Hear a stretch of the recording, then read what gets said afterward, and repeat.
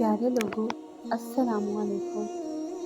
आज मैं आपको बड़ी सबक आमोज़ एक प्यारी मज़हबी स्टोरी सुनाऊंगी। एक भुट्टे वाला ठेला चलाता था। रोज़ उसके पास एक बच्चा आता था जो उससे भुट्टा लेकर जाता था। वो उससे कहता था आकर, चचा एक भुट्टा तो दे दो। वो दे दिया करता था। एक दिन एक लंबी सी गाड़ी उस भुट्टे वाले के पास आई और उससे 20 भुट्टों का ऑर्डर दिया। भुट्टे वाला बहुत खुश हुआ। उसने उसे अच्छा सा बनाकर दे दिया। अगले दिन फिर वही गाड़ी दोबारा आई और फिर 20 भुट्टों का ऑर्डर दिया।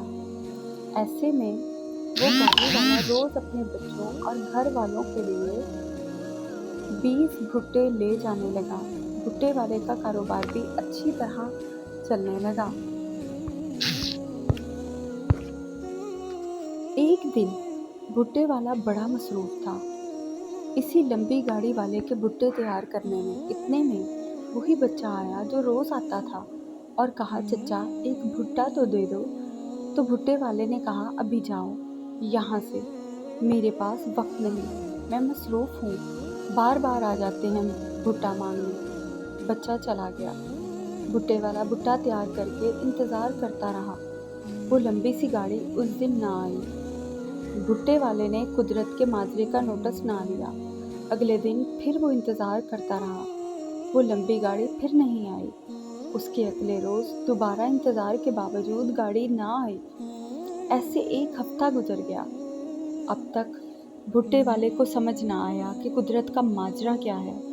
फिर वो बच्चा आया भुट्टे वाले के पास, चचा एक भुट्टा तो दे दो। भुट्टे वाले ने बच्चे की तरफ देखा और फिर भी ना समझा कि कुदरत का माजरा क्या है।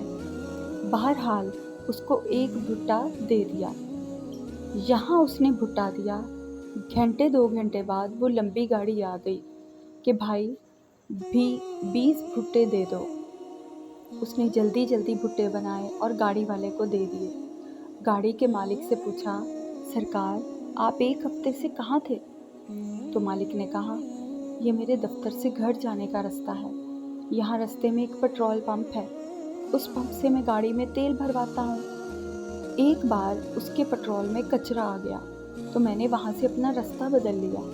अब मैं दूसरे रास्ते से जाता हूँ और दूसरे पंप से पेट्रोल भरवाता हूँ। लेकिन इस पंप के मालिक ने मुझे राब्ता किया और कहा, मेरे मुलाजमीन की गलती है, अगली बार से ऐसा नहीं होगा। तो मैंने उसे माफ़ कर दिया और अपना ये रास्ता वापस इख्तियार कर लिया। भुट्टे वाला घर गया, रात भर सोचता रहा।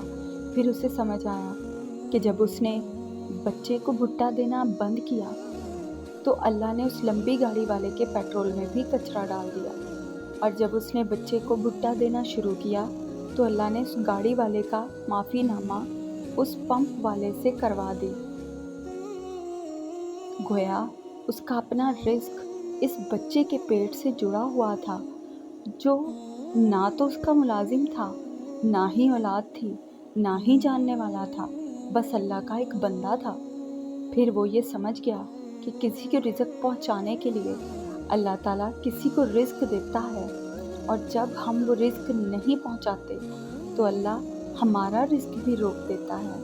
और वो बंदा कौन होता है ये हम कभी नहीं जान सकते, कि जिसकी मदद से अल्लाह ताला हमारे रिज़्क के दरवाज़े खोल देता है। लिहाजा आप भी कोशिश किया करें कि जितना हो सके किसी के काम आए, किसी की मदद करें। क्या पता किसकी मदद करने से अल्लाह आपके बिगड़े काम संवार दे और आपकी मदद कर दे, ऐसी भी मदद जिसकी आपको तवक्को भी ना हो।